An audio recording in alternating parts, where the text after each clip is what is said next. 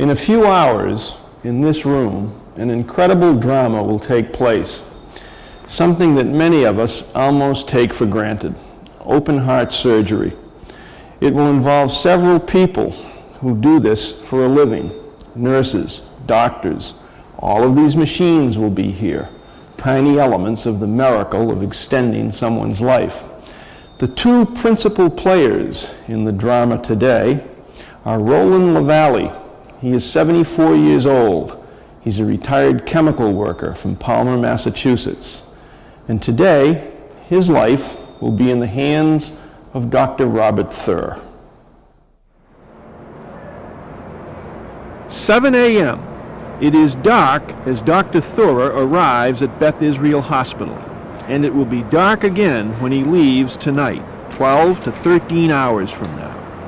46-year-old Robert Thur has spent half his adult life training for the job he performs here routinely: open heart surgery. It is a demanding profession that dominates his existence. Surgeons tend to deal with patients for short periods of time for very intense problems. When we see patients, they're very sick. They need an operation, which is usually one of the most important things that ever happened to them in their lives. But we're the kind of people who have to be able to come into situations, deal with very intense relationships in a short period of time, and then move on to another patient. You say I'm wheezy. Yeah. No, it doesn't sound too bad. Oh. Things are going well. You still have a little bit of a leak of the air from the lung, so we'll have to keep those tubes in a few more days. Yeah. We feel very responsible for our patients because we make our patients sick.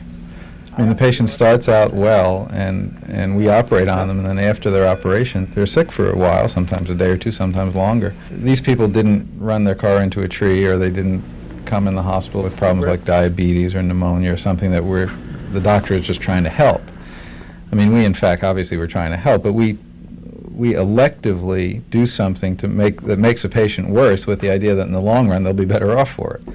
So let's see, your operation was on Saturday. You might even be ready to get you home, maybe even tomorrow, probably Friday.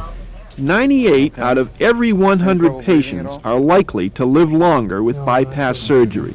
Dr. Thur saves 5 or 6 of them every week, all year long. This week, there has been a mechanical engineer from Worcester, a retired pharmacist from Beverly, a TV repairman from Randolph, all grateful for the gift of life. No, you guys are wonderful, and the nurses, you can't beat them. You can't beat them. Okay. Tomorrow, an attempt will be made to save one more. Roland Lavalley has a good chance of dying of a massive heart attack within the year, unless action is taken. This particular year has been my roughest year, pain-wise. Aches in my arms, and quite strong pains. And they found out that I had 2 blocked arteries complete, and one was 95% blocked. I never smoked. I never bought a pack of cigarettes in my life. I gave up drinking about 20, 25 years ago. I never was a heavy drinker. It's just something that happened to me, and I can't understand why. But that's one of them things. Happens to somebody, so it happened to me. So we'll do something about it. We'll get Dr. Thur, and he's going to do something for me. He's going to take care of it.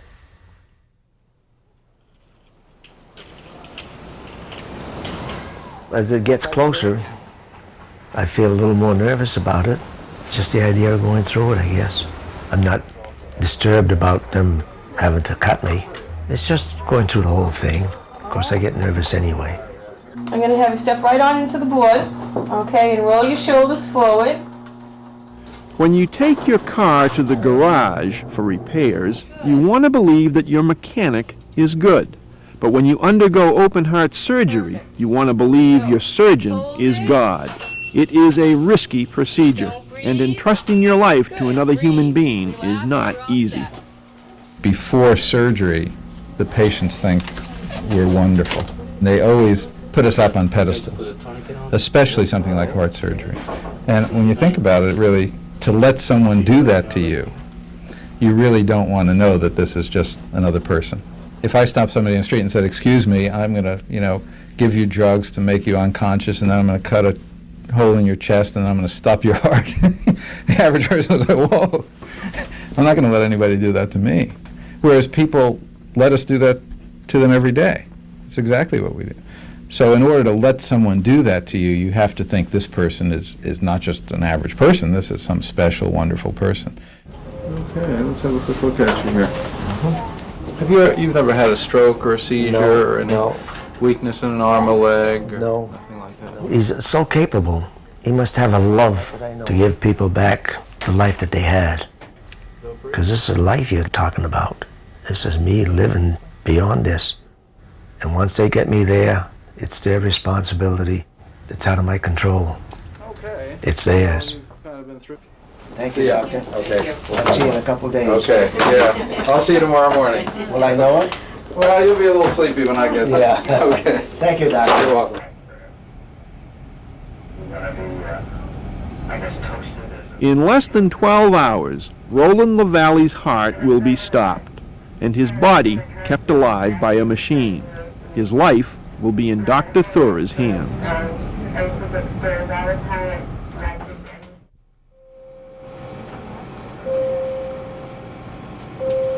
6 a.m., Beth Israel Hospital. Roland LaValle is prepared for surgery.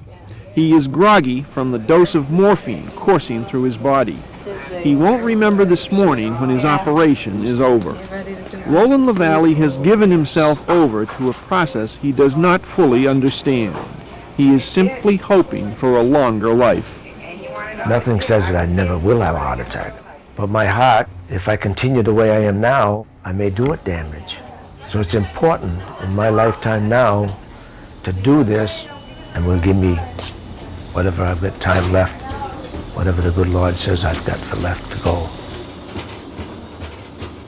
All the major arteries feeding Mr. LaValle's heart are severely clogged at specific points.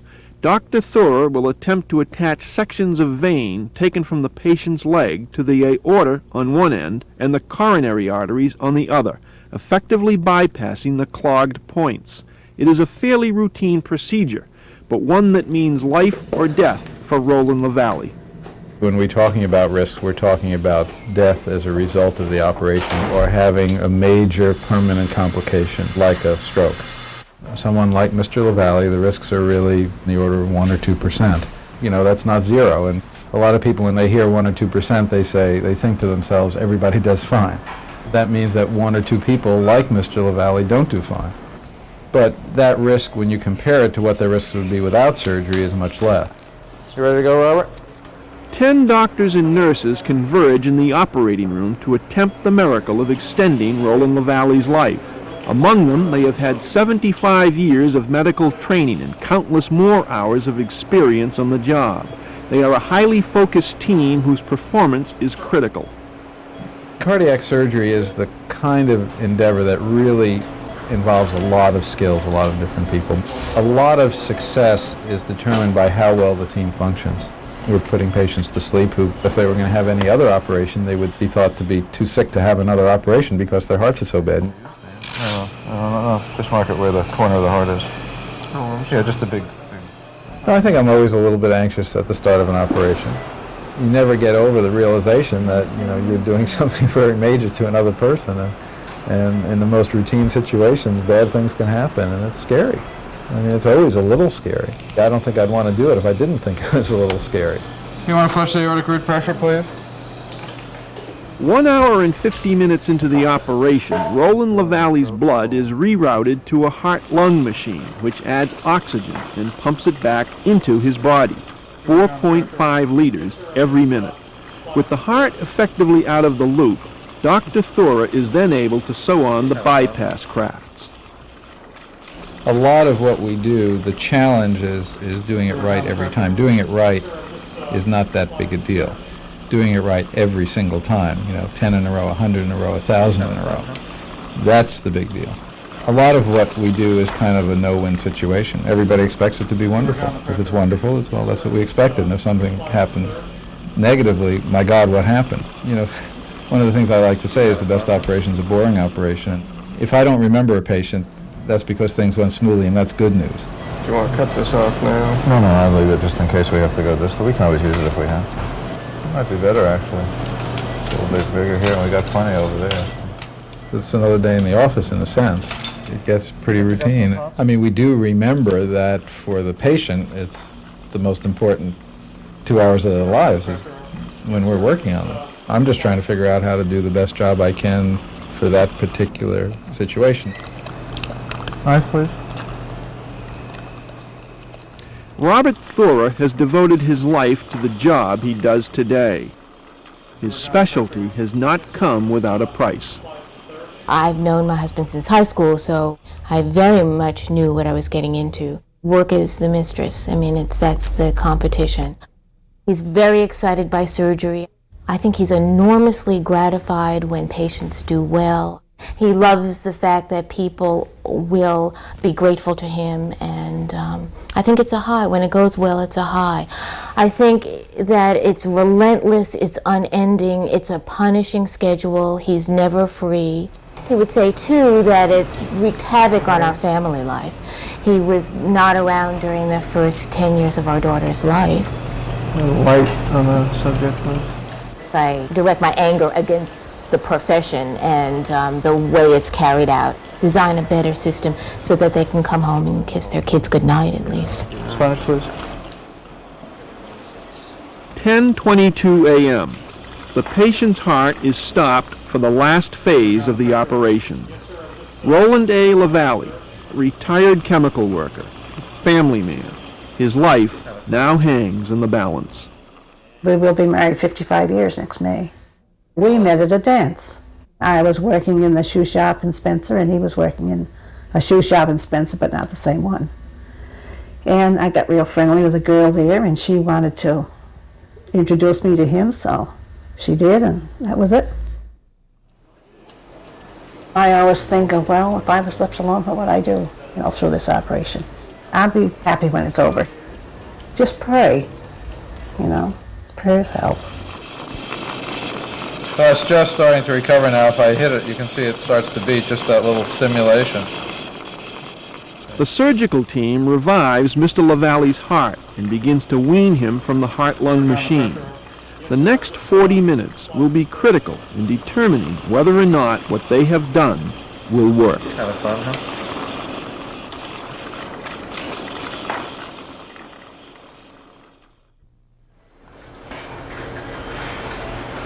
Okay, I'll be upstairs. Thanks, Mark. At 12:19 p.m., the open heart operation on Roland LaValle is over, some 4.5 hours after it began. The bypass grafts are working as planned, pumping nourishing blood to the heart with each beat. The patient is now transferred to the surgical intensive care unit for what will be a closely monitored recovery period. Things went pretty much as expected. The artery in his chest wall was actually a very good size. It was a very good artery with better flow than the average one, which is good news for him. And everything really, so far, has gone very smoothly. I say so far because even though the operation is over, the recovery period for the next day or two, there are still potential problems that can occur.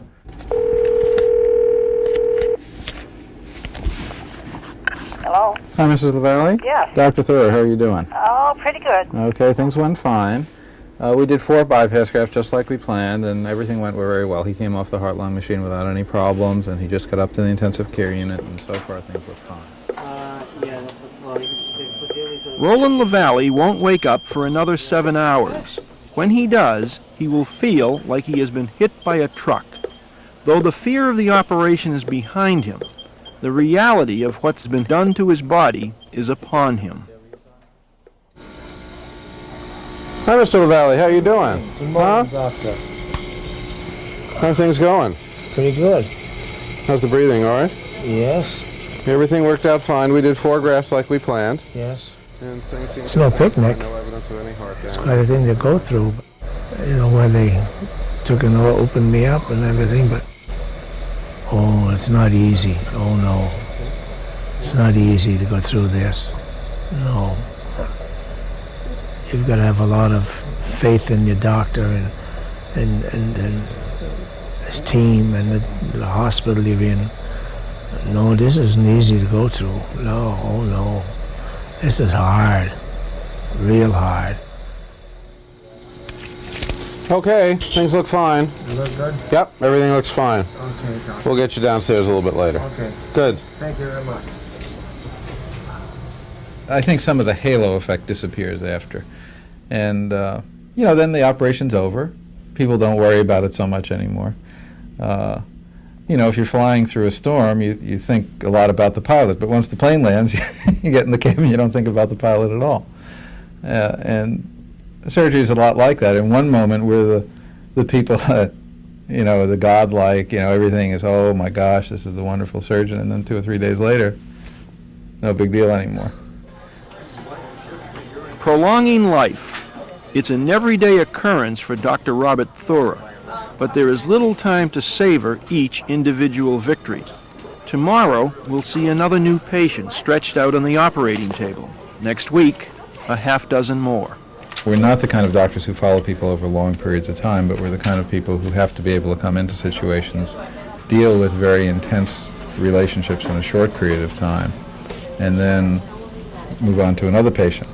What the future holds for Mr. LaValle, you know, no one knows in a single patient. But certainly, from a statistical point of view, we've helped Mr. LaValle both in terms of being able to be more functional and also to live longer.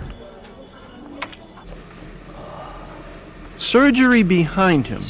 Roland LaValle will leave the hospital within the week. Total price tag, $31,000, paid for by health insurance.